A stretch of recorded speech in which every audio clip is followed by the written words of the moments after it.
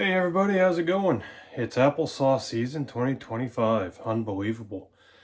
The other day, a little man and me went and got a bunch of apples, and you can watch that video. He was pretty excited about that and to have applesauce. So let's make some applesauce. I'm going to be jarring it up. No way you're going to eat whatever 44 pounds of apples before them all go bad, so they need to be preserved. Freeze them, jar them, whatever. So we like applesauce. And the way you can applesauce is water bath method. You have water bath or pressure can. And honestly, I hate water bathing. It is such a pain. Some people think it's simpler and easier. I would much rather pressure can. Some people are scared to death of pressure canning. Honestly, pressure canning for me is much easier. But the process for applesauce is water bath. So that's what we're gonna do. Let's go. I've already started some of the prep. So this is all stone cold now. I've got some jars. I've washed them. They're not brand new. These are used. They're in here, stone cold, as you can see. So the reason I hate doing water bathing is we have to sterilize all these jars. These are full of the water, as you can see. So we're going to have to heat these all up, 212, boil them, sterilize them. Then as we pull them out, dump them out, fill them with product, and as we start putting jars back into the hot water, we're going to have displacement issues. So the water is going to start rising in the canner. So we're going to have to remove water or we're going to overflow.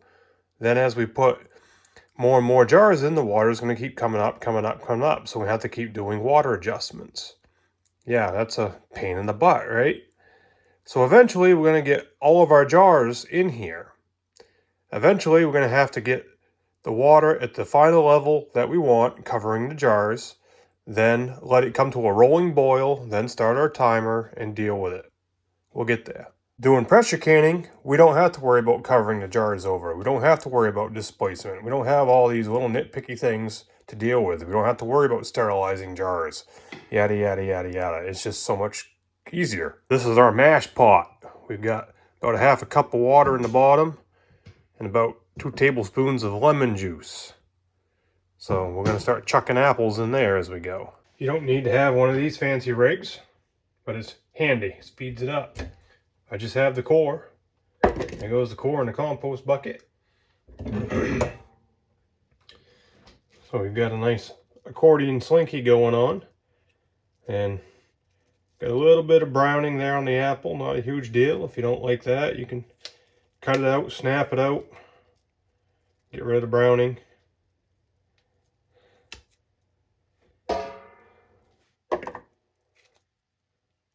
Anything good, throw in your stock pot. Anything bad, throw in your compost bucket. All that's good.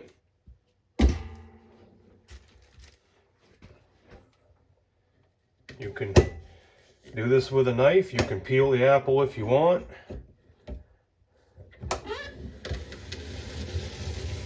I can put this gizmo up and peel the apple if I want, and do this without the peeling.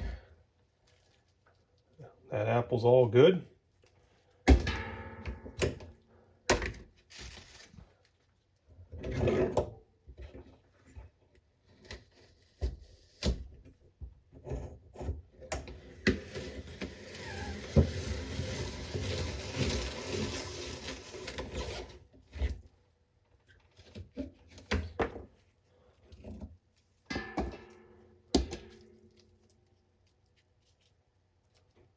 Little man is in kindergarten now, somehow. I don't really know how that happened. And in school the other day, they made applesauce, and he was running one of these rigs and having a blast. And he came home and told me they had applesauce, and it was warm. So, it's good. They do this type of stuff in school here, small town school. Pretty cool, isn't it? We know that apples brown up pretty quick, right? So I did up a bunch here real quick, throw them in the bottom of that stock pot. It's on the stove on a low simmer right now, starting to heat up.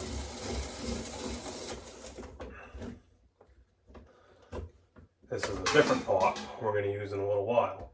So now we can just throw some more in that pot and go dump it in, or just get a handful here on the counter, strip them out real quick, go throw them in the pot. But we want to start boiling them down. I say boiling them down, simmering them down, so they don't start browning up on us.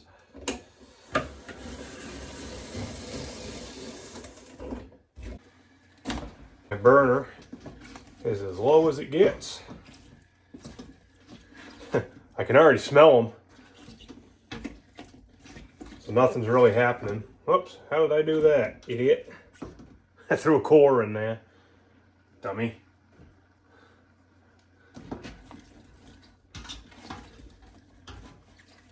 We want to cook this down slow. And the reason we only put a little bit of water in the bottom is because the apples are full of water, right? So as they cook down and mash, they're going to create their own water. We don't want soup. Keep dumping them in. And stirring them around. We don't want them to burn to the bottom, stick to the bottom, nothing like that. Here's the book I'm using the recipe out of. I'm basing it off page 104, homemade applesauce. But I'm not quite using 3 pounds of apples. So everything is beefed up. I've run this before, so made my own notes. That one plastic bag holds about 11 pounds. By the time it's all said and done, that's all going to be in there. Most of that bag's in there. Just stirred it around in good shape. Just going to let that work on simmering itself down, mashing down. Then I'll add some more apples in if I want to, or I'll just go with that. We'll see. Yeah, we're getting there.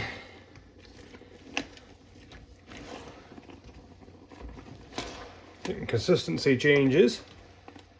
Starting to get a little mush.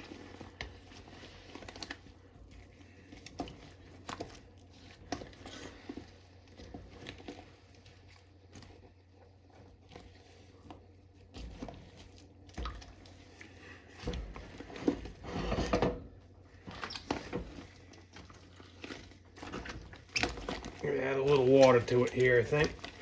Yeah, maybe. Getting a little dry on one side of the pot. Put a little bit in there. Not a lot.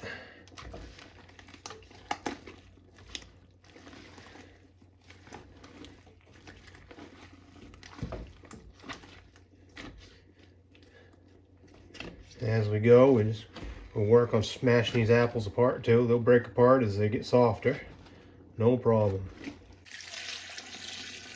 Even though my burner is at the lowest setting there, keep an eye on this. You don't want to take and set this here and then disappear for 15 minutes. You want to keep checking it. Dig that spatula right down the bottom. Keep rolling that.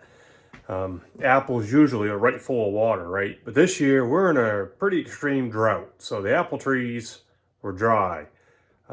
Notice these apples, they weren't real big. Some of them were big, some of them were smaller, some of them were kind of in the middle. Little man found one like about the size of a golf ball he had in the bag. It's a dry year, so there's not a lot of water in the apples. So just adjust accordingly. As you saw, I just threw some more water in there. Keep them wet, keep them moist. You don't want to burn them up. Just stirred it around. You can see we're breaking down. That's good. Got room to throw the rest of them in there, no problem at all. So that'll be about 11 pounds total. I think the little man might have got that golf ball. That's okay.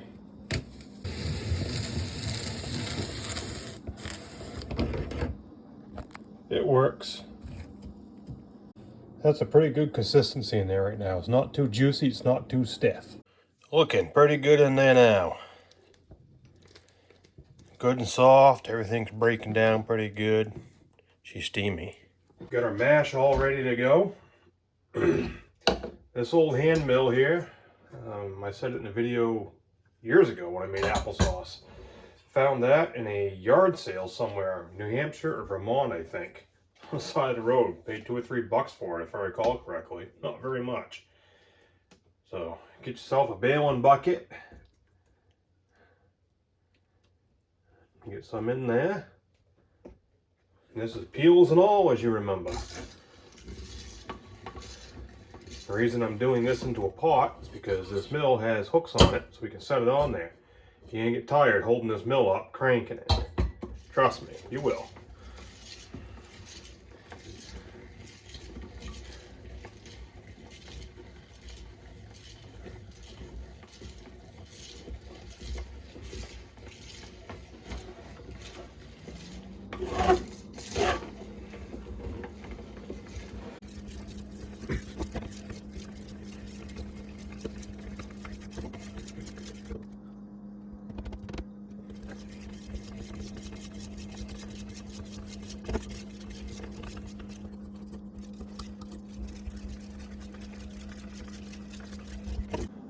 Nowadays, there might be electric mills that will do this. I don't know, probably is. There's electric everything else. Great, fine, whatever. This was the way I grew up making applesauce, so. I have the mill. It works. It don't break. Doesn't take power. And, you know, you get exercise, right?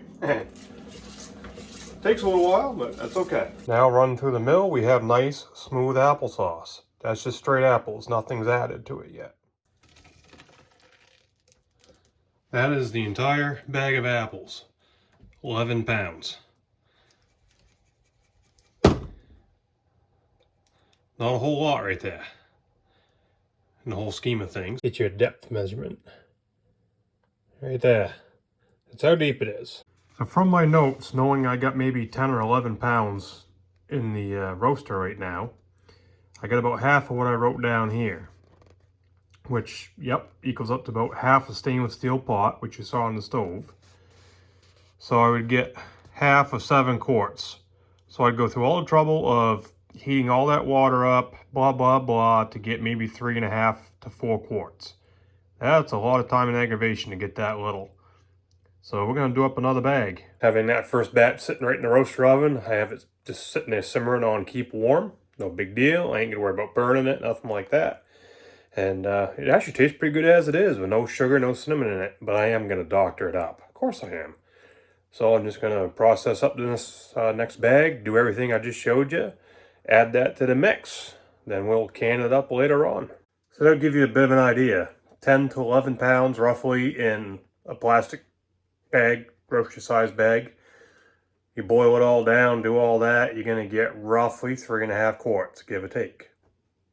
Keep it in mind. Once you're at this point and you've gone through a mill to smooth it up, you can do whatever you want with it. Add your cinnamon, add your sugar if you want, do that all to taste. I'm not going to tell you add X amount of this, X amount of that. It's all personal preference. Then you can put it in the fridge, freeze it, jar it. You can bail it right out and eat it just like that if you want. It's a finished product as it is, just like that. So tweaking it and fine tuning it, that's up to you.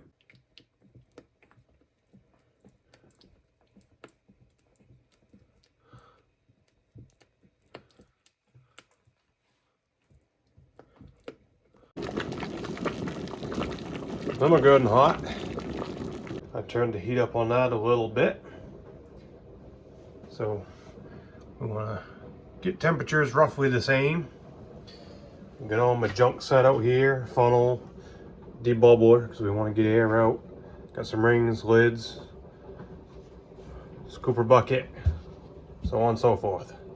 That is a hot jar that I just pulled out of the canner and I dumped the water out of.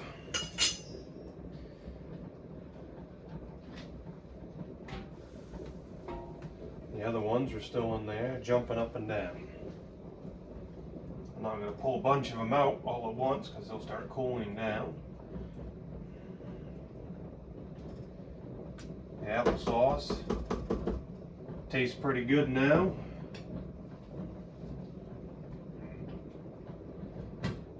This usually makes a bit of a mess.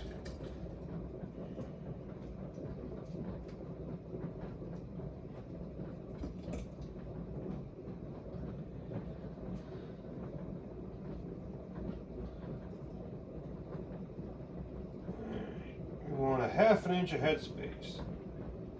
Should be right about that.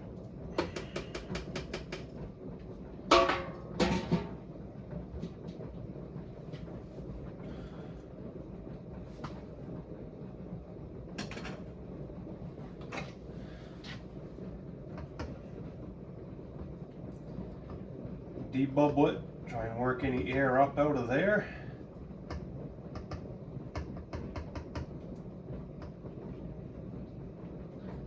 Like so.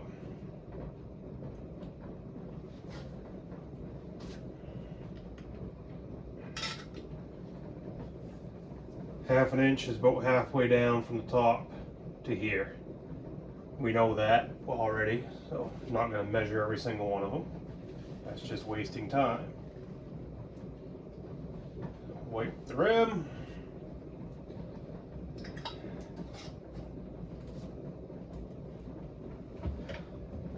Finger tight. Get her back in the canner. Hold it level.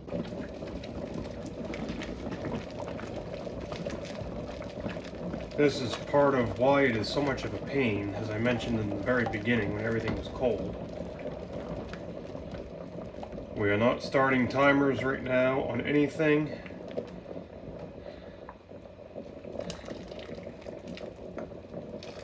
You be very careful doing this. Notice how I'm pouring the hot water out, not holding it sideways like that. We're holding the tongs like so, so we're not losing it. Remember what I said in the beginning about displacement? Well, we're there. So, one of these jars, when I pull it out, the water here is only about a half an inch below the rim. So I'm going to take and I'm going to just pour a whisker of that out so I don't make a mess out of it. And remove a quart of water out of there.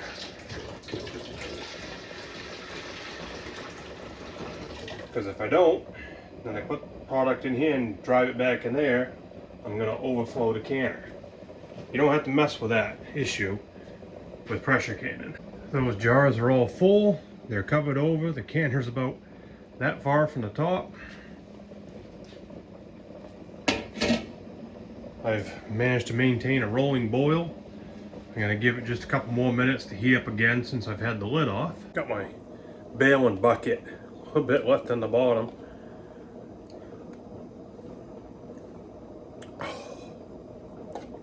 Wow. Got a good hard rolling boil in there now, dripping over a little bit. So I got my timer going for 20 minutes. Yeah, we're dripping a little. Run the process, shut the heat off, remove the cover. Notice we have bubbling. Now I'm going to let it sit in there for 5 minutes before the jars come out. Have a couple empties in there. That was fine, I just left them there. Jars come out vertically. We don't tip them. Straight up. Don't try to pour the water off or nothing. Check it out, 9 quarts. Let them cool down, keep an eye on them, make sure they seal correctly. I'm finishing up today. I've got 2 stock pots going. I got 1 bag split between the 2 right now, cooking that down, getting that going, then I'll top them off with the last bag. Just going to speed up the process a little bit. And having that roaster oven, you know, it's a great staging area, right? So I can just take this as it goes, chuck it in the oven there, mix everything up, get it how I like it as far as the taste. Showed you that yesterday, and I don't have to worry about burning it. You know, keeping it on a simmer in here, trying to keep it warm for jarring, and trying to do that all without burning it. You know, you really got to be paying attention. So having that electric roaster oven is mint. You can just put it in there, stir it every once in a while, and you don't really have to worry about burning. So it's a great intermediate between cooking it down and jarring it. So I would really recommend it. It's not necessary, you don't have to do it, but it sure does help. Now if you're just making applesauce, you know, making a little batch, something like that, sure, cook it right down on the stove, mix it right up, throw your cinnamon, sugar, however you're going to do it, eat it right up, not a problem. But if you're going to start jarring up a bunch of jars, I think by the time this is all said and done, I should have about 18 quarts, all said and done for the year. So that ain't bad out of the 44 pounds, give or take. So when you start doing a big batch like that, it really, really helps to have the roaster oven to keep the heat in it. So, yep. Well, let me show you a finished product. I'm gonna have to pick up some more apples when I'm in town tomorrow. Go pick some more, and yeah, 18 quarts, that'll hold me and the little boy for the winter, I think. But I'm gonna have to probably double that up because Christmas is coming, and they make cheap Christmas presents too. So $30 for 18 quarts of applesauce, and I already got people that are looking. And it's a weird thing, the jars always seem to come back empty, and they always seem to be looking for refills. Weird, isn't it? I don't store with the lids on. We don't want false seals, right? But if I'm gonna double stack trays, what I'll do so that the weight isn't sitting on the lid is I'll just set the lid on and just lightly put it on. I don't crank it down. So it's nice and loose, as you can see. So any weight sits on the lid, which transfers the weight down onto the thread of the jar. Makes sense to me, right? Well, anyway, doesn't that look some friggin' pretty? And this ain't that friggin' processed in China crap either. Nope, made right here. Good stuff. Catch you later.